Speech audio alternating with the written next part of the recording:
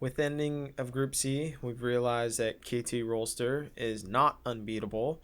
Team Liquid is somewhat of a disappointment, and EDG, at least from a Western perspective, is actually a pretty good team. Now, if we pop up the end results here, see that KT Rolster has lost once due to EDG, and then EDG comes in second. And then Team Liquid comes in a disappointing third. And then, of course, Mad Team did not get any wins in this very, very tough group. Now, when we look at the individual games themselves, um, we can look at the draft phase for Team Liquid versus KT Rolster. And maybe a lot of people were surprised at the Skarner pick because Xmithy hasn't really played a whole lot of Skarner within North America anyways towards the end of the summer split. And then not only that, but you find Pobelter on a carry such as LeBlanc, and you start to question, well, why not just put him on a control mage, or like Malzahar, or uh, you could have him on a Galio of some sort, right? Which Galio was banned later on in the draft phase, but figure, well, why not try and get him in the beginning of the draft phase or something? And so you see this kind of no respect from Pobelter because he doesn't get cleanse. Instead, he goes for ignite. And although I can see going ignite due to no kill pressure without ignite as a summoner spell, then there's also the inverse of, well, once level 6 hits, you probably aren't going to be able to kill Lissandra. Not only that, but if you don't make something happen before level 6, then suddenly your window is gone because this is an aftershock Lissandra. So she's going to have a ton of defense. So I don't really know what Team Liquid's game plan was against the Lissandra pick, as it was picked towards the end. But I don't think it should come as a surprise because this champion has been picked multiple times over and over again. Because whenever someone figured out, whoever it was, that figured out the aftershock, and then into Zonia's, and then into ult, giving you like 8 seconds of super insane tankiness or invulnerability, suddenly this looks like a pretty good pick, right? So it seems like what happens almost every game that Team Liquid lose is that they end up losing the mid jungle matchup, and then the enemy takes control of the jungle. And this is no different in what happened this game, and that KT have a great plan of getting first blood and punishing TL for trying to fast push while Nocturne was near the bot lane, right? And this was around like 6:30, 6:40. And so KT, during like the mid game, they end up getting jungle control through mid lane at level 6 from UCal. And then Mata just played super phenomenally this game, with his nice ult, onto Pobelter's reaction snapback, onto his LeBlanc previous spot, which then allowed for KT to get Baron, and then KT close out textbook, right?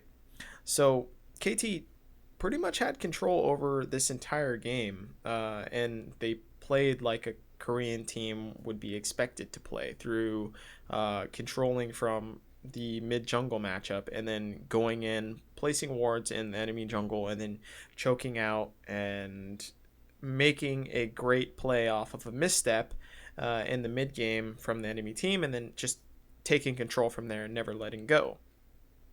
So it just seems like whenever Team Liquid face a better team, what happens is they seem to flop with the mid jungle duo. And I don't want to fully place blame on Pobelter. I don't actually think it's entirely his fault every time. But it seems to be like this mid jungle duo. And then not only that, but when it comes to trying to control vision or contest vision later on in the game, the Xmithy Olay duo just seems to fumble. And, well, I guess the Olay and Team Liquid uh, just mash up, and they don't seem to try and contest vision as a team, and that's where they fumble really hardcore towards the mid game against better teams, at least. Now, for the second game, Mad Team versus EDG. Uh, I like the draft from both sides. I think KT, what they want to do with this team composition is they want to contest side lanes, right? And Mad want to 5v5, especially when they reveal Poppy as the last pick.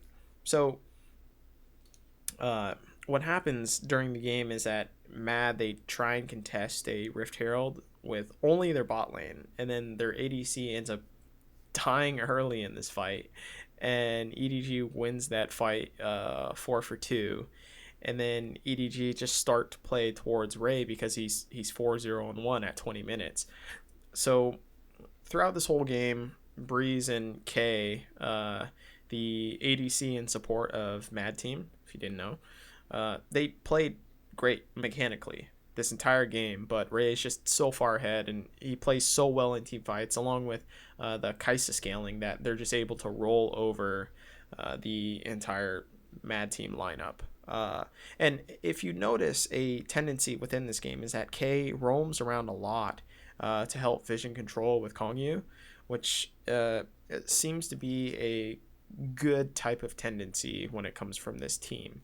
So overall, I don't think Mad played entirely bad. It was just their team fight decisions were bad in terms of when they want to do a team fight. But other than that, their control over the rest of the game, and Breeze and K's mechanical ability within the game were actually quite good.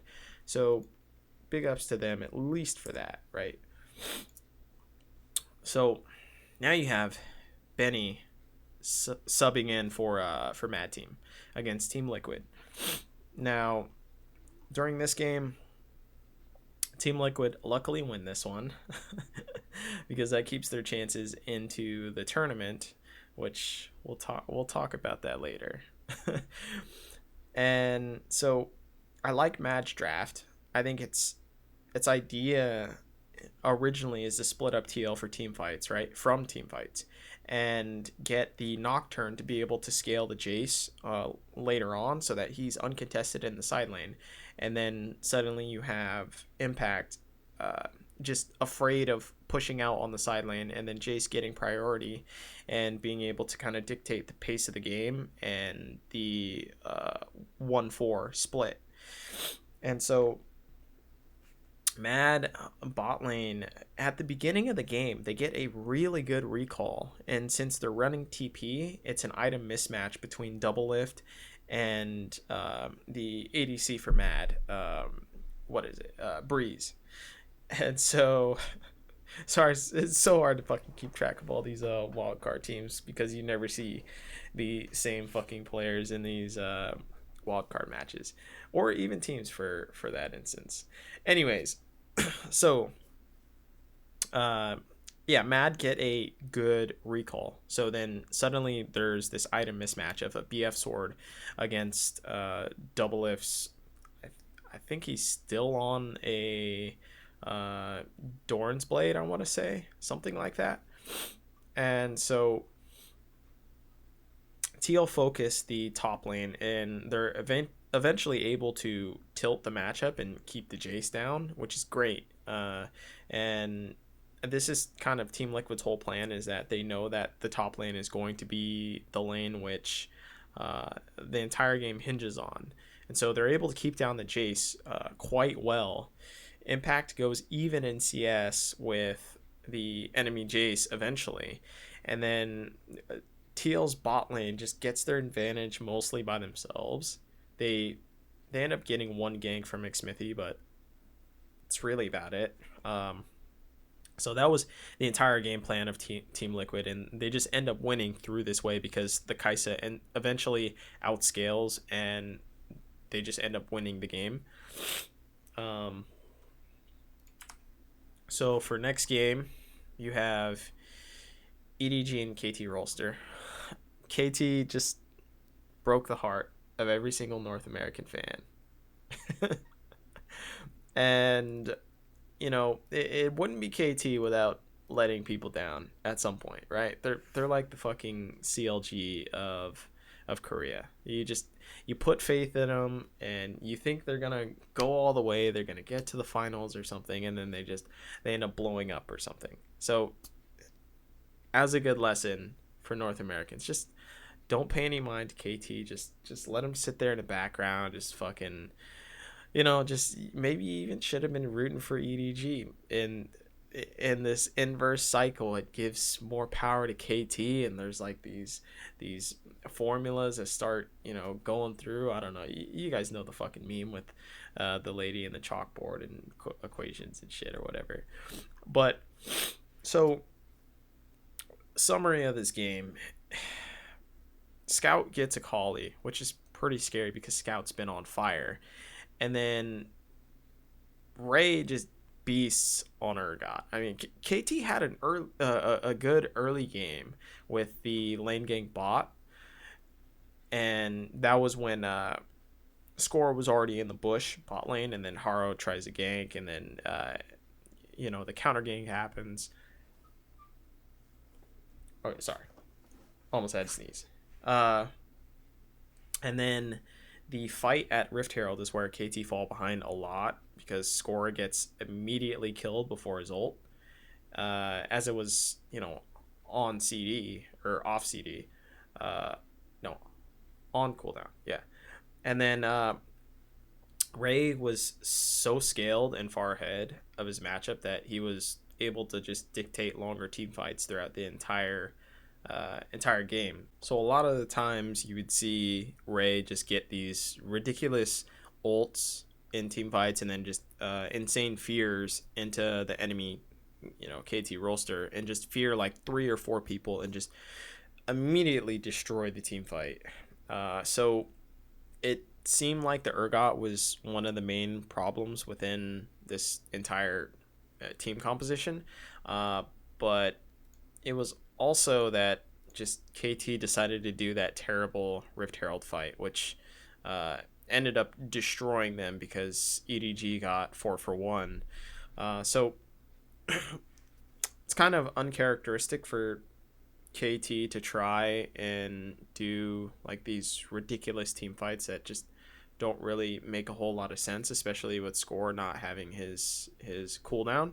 So not really sure what happened there, and Score was made irrelevant the entire game, which, to be fair, Score usually is what propels KT Rolster to an early lead, and then after that, they're able to go from there and win the game. But this game, he just wasn't able to do that, and it crushes NA's dreams.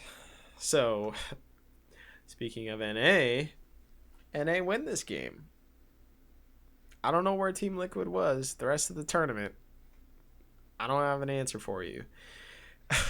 But this game was interesting because, you look at the draft and you say, okay, EDG, they want to win early game.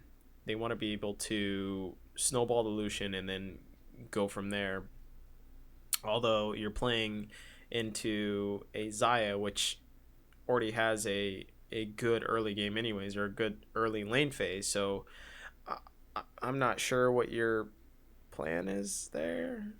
As I just don't like the Lucian and Xayah matchup. I just think it's a bad idea on the Lucian side just because you get outscaled so hard, yet Xayah still has a good early lane phase, so it's almost negated in terms of the Lucian side of the matchup. Anyways, EDG, the Lissandra and Lucian fall off, and then EDG just don't really have a way to deal with Doublelift later on. And then you have the Nocturne, which just makes it to where you can't really make any plays when his ult is going off. And so Doublelift and Impact are able to just destroy the team fights throughout the entire game. Uh, Doublelift is able to free hit a lot of the times, and you just have this impenetrable tank line of Impact in the front. And this is the game to where Pobelter and Ole, they get caught out multiple times trying to do vision or trying to split push or trying to flank as Syndra. Like, I don't really know what's going on with these guys, but it seemed like all of them were playing their own separate game, or at least Pobelter and Ole were. And these are the moments in which you see Team Liquid falter, and that, like I said, Ole just seems disconnected from his entire team, and doesn't seem to know when to go and get vision control and when not to. And so he just does it himself instead of calling for his team. And that ends up to where the enemy team catches them out, and then they get even more vision control over Team Liquid. So this tends to be the case when they face better teams that are more mindful of vision control and when they can contest vision control and when they can't, and specifically when Team Liquid are too greedy to try and do vision control. So this is one of my biggest criticisms for Team Liquid. I think they are a great team within North America when it comes to vision control, but I feel like they aren't punished by North American teams because no other North American team really knows how to do vision control, so they don't really go and contest it. So Team Liquid are punished within this entire tournament for trying to do that multiple times over and over again, and then they aren't able to function as they normally would when it comes to, you know, their domestic dominance versus their international play. Uh, and then of course you have the last game, not really worth talking about. Yeah, I'm not even gonna talk about this game. Mad Team lose. There you go. So overall, the big story to take away from all of this is that Team Liquid, they weren't able to play the style that they normally try and play, and it seems like whenever a North American team comes into the tournament, their identity just ends up getting lost and they aren't able to compete. And not only that, but the individual play style of each player ends up faltering, and they aren't able to stack up to the international talent that their opposition provides, right? It's like Ole and any other support, or it's Pobelter and any other mid laner. And you start seeing this collapse, and you start seeing it as individual at first, but then it spreads over into the entire team, and they end up losing their identity because they're slightly losing these individual matchups maybe. And so you see this mid jungle duo and how Xmithy and Pobelter just aren't able to perform better than the other mid jungle duo, and then they aren't able to get vision control like they normally do, right, within the enemy jungle, which then they're able to snowball bot lane, which then they're able to take over the game after that. And so if you aren't able to do the initial step, suddenly they're lost, right? It's like, okay, I'm supposed to do step 1, 2, 3, and then once they can't do step 1, the whole plan goes into chaos and they just have no idea what to do, right? It's like once they don't complete step 1, they have no idea what to do.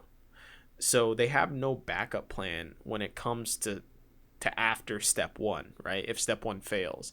And Team Liquid just seem inflexible when it comes to that. So that would be my biggest criticism, is that they've developed this style, this concrete style of how they want to play. And it's fine if you do want to play this concrete style, but you need to realize that it's not always going to work all the time, and there are going to be individual mistakes against these better players that are just better individualistically.